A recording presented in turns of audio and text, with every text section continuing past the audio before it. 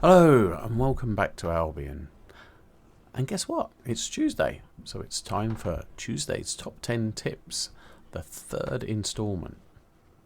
Tip number 1. Okay, so most of the rewarding content in Albion means you have to go to full loot PvP zones, whether that's transporting, whether it's gathering, whether you're just in the open world trying to find a random dungeon, say in the black zones. And as we all know, there's a lot of those pesky gankers around, and one good way of escaping them, even if your set isn't like a mobility set, you can still take an invis pot. You have an invis pot with you and have it in your slot, so if you do happen to get dismounted on your way, say, to a random dungeon, you can just pop the invisibility pot and disappear. Tip number 2. Well, I've been doing a little bit of roads content lately, and quite a lot as part of a duo, and sometimes with 3 people. One thing I've noticed is in the roads, the content seems to be geared a bit more for groups. So 2 people struggle to do quite a lot of the content. Some of it's okay, but you get these bosses and they're quite tough. And what is a good idea? Like, as you can see, I've got the Bow of Baden in this build. It's a weapon I've been using quite a lot. I like it for the interrupts, particularly on Avalonian mobs. It's really useful. But sometimes you need a healer and you're like, oh, if only we brought a healer. Well, the solution's fairly simple. Just bring a healing staff with you. You know, whether it's nature, whether it's holy, whichever you probably got the best specs in might be best. Just do that, and then suddenly you go from not being able to do the content that's in front of you to being able to do it. So when you're doing something, you know, where, like the roads particularly, where you don't know what content you're going to be presented with, bringing a healing staff, probably particularly a nature staff, is a really good idea. Tip number 3. So when you want a mount with a lot of carry capacity, you have a lot of options, but there are 2 fundamental differences. So if we look at this mount here, it will tell you that I can carry a max load of plus 2,249. That's really good. Okay, so you can carry a lot of weight with this mount. But what happens if I go outside my mount circle? Look, I can't move. I'm overloaded. Okay. Now if we change to this mount, now this doesn't list that I have that capacity, the weight capacity here. It lists it as a buff. So now we have this the whole time we have it equipped. Now this mount can't carry quite as much, but if we were to get dismounted, say while we were gathering or whatever, we would still be able to move. We wouldn't be in that situation where we are now just completely vulnerable. So it's really important to bear that in mind, that the mounts with max load are generally better for just things like transporting. And the mounts that have the buff, these are the ones you probably want to use. Probably not this one because this is mega expensive, but they're the ones you probably want to use if you're gathering or you know that you're going to be jumping off your mount. So that's always worth considering. Tip number 4. Okay, roads has changed quite a bit lately. And now they all the chests they're all in the same places, but they're handled differently now. So, like, we can see that there's a cluster of chests here, or sorry, a group chest here, and these are the locations where chests you always have been and still are. But what's changed is they're not appearing on the map, so you're not seeing a chest icon there. But also the mobs in those chest spawns, they're constantly respawning now, whereas before they would only respawn every now and then, and when they did, you would be able to do the chest. So you would go and check, you would see the mobs, and you would do the chest. Well, that isn't the case anymore. So what we have now is you have to go and check. Like, I mean, you had to check before, but now, see, mistake I made, I went up to a chest. I came up to here. I saw all the mobs were up, and I'm like, oh, chest's up. Started killing the mobs. Killed all the mobs, and there was no chest. And I'm like, oh, why is that? Well, what happens now is they're a bit more like static dungeons. The mobs respawn, but until the boss is there, there's no chest. Okay, so here's the example that I was looking for. There's an orange boss here, and this chest will be up, okay? And you kill the orange boss, and you get the loot for the boss, and you will also get a chest. So you when you ride up to them, you'll be able to see whether the chest is up or not. Tip number 5.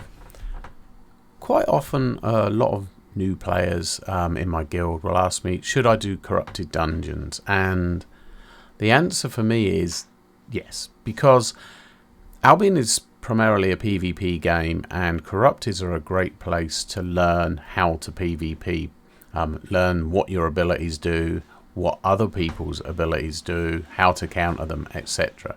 And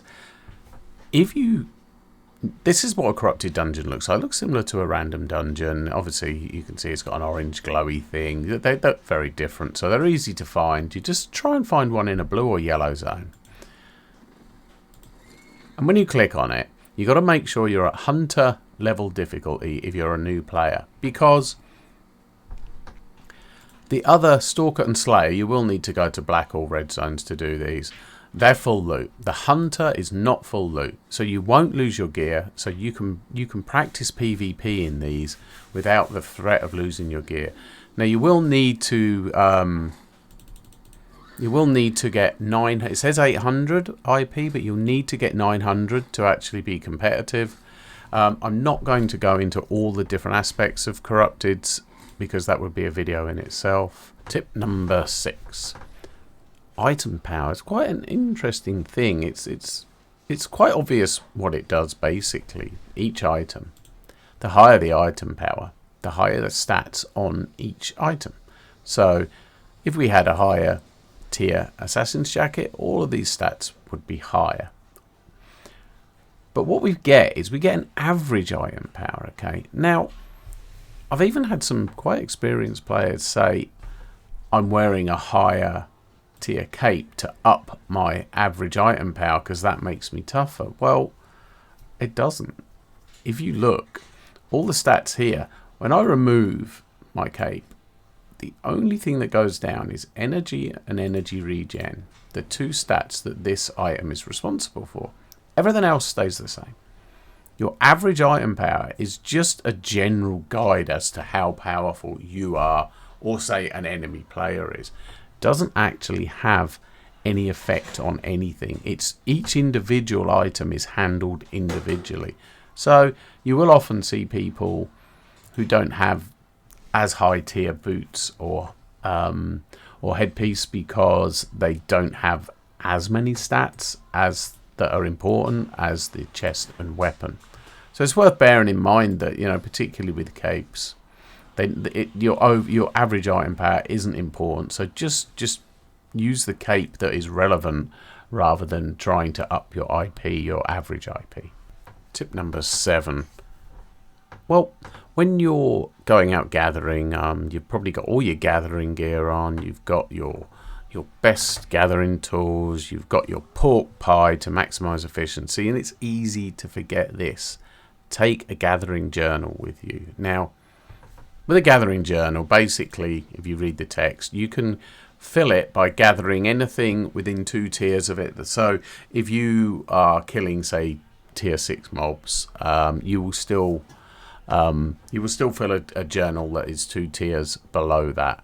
And that can be more efficient, but generally you will be taking a gathering journal of the tier of mobs, or in this case, because it's skinning, that you are planning on gathering.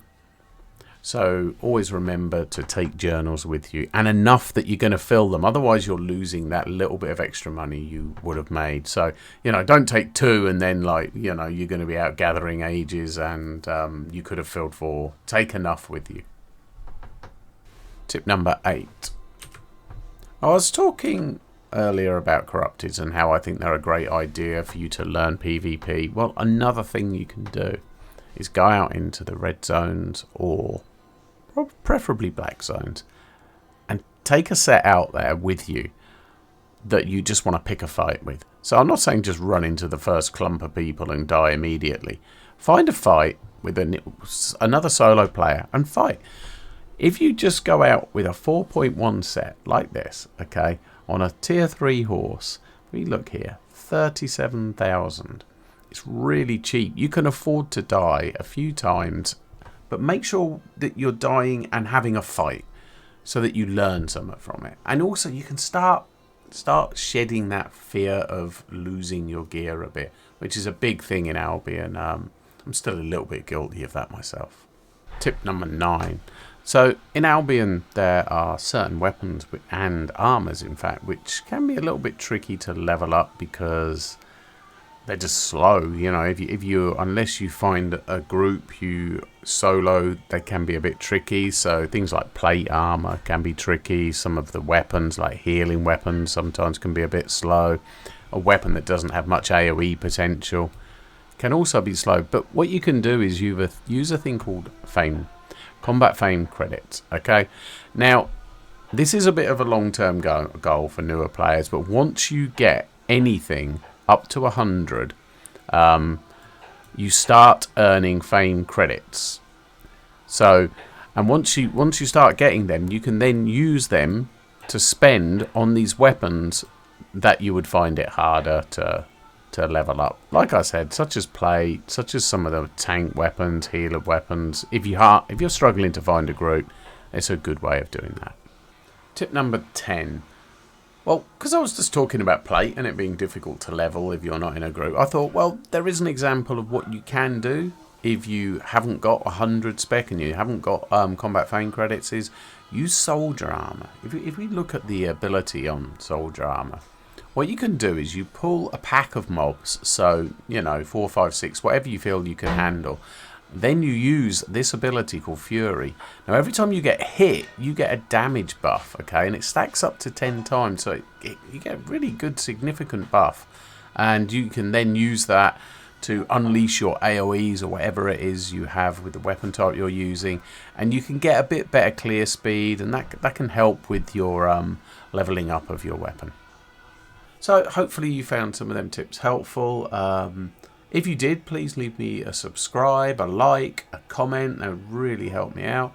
If you didn't, if there's some things you disagree on, or something else you'd like me to cover, or another tip that I haven't thought about, then please leave that in the comments as well. And another thing I wanted to talk about was, one of the things a lot of new players are saying to me is, how do I earn silver? And it's a little bit tricky at the moment, to be honest, particularly with this. The ridiculous price of premium. It's a real shame that it's got to that, but it has. So I'm gonna try and find, think of some good ideas for new players to earn silver. I've got a couple of ideas already, and this is a really good way of earning silver for very little effort. Come to my stream on Friday nights, and we do a giveaway from this island, Treasure Island. If you come there, the first 9 people to get in get to pick some out of the chests that are up here. And there's some really good stuff in these. Literally, we have millions to give away every Friday. There is some bad stuff just to make it fun. But anyway, thank you for watching, and I'll see you soon.